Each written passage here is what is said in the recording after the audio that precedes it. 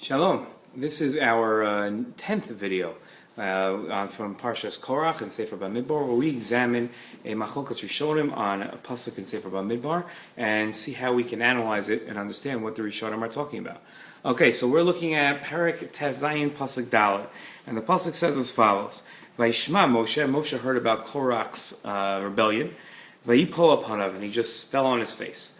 So there's a fascinating debate here between Rashi and the Rashban, the Rashban being one of Rashi's son-in-laws, and they actually debate as to why Moshe Rabbeinu fell on his face. What does it mean vayipol upanav?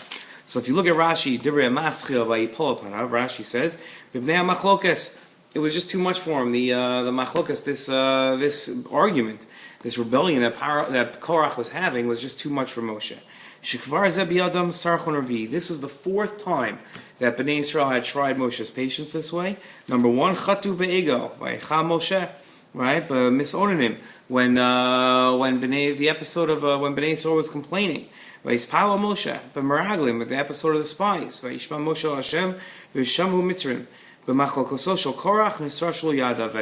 At this fourth episode where Korach rebelled, and Moshe just threw up his hands and fell on his face. And he says, Mashal ben Melech. So Rashi gives a parable to explain. This is like a prince. Shesarach aviv ufayis love. So he upset his father. He undermined his father's and he asked for forgiveness, and he was able to appease his father.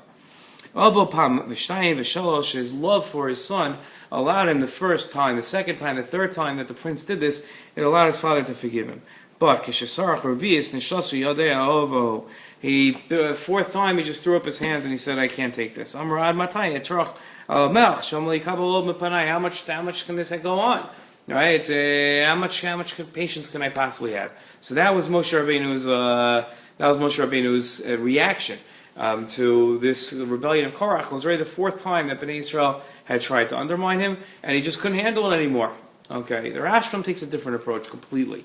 From miketzel al ketzel, as they say, from one extreme to the other extreme. Look at the Rashban. The Rashban is pasuk dad vayipol upanav.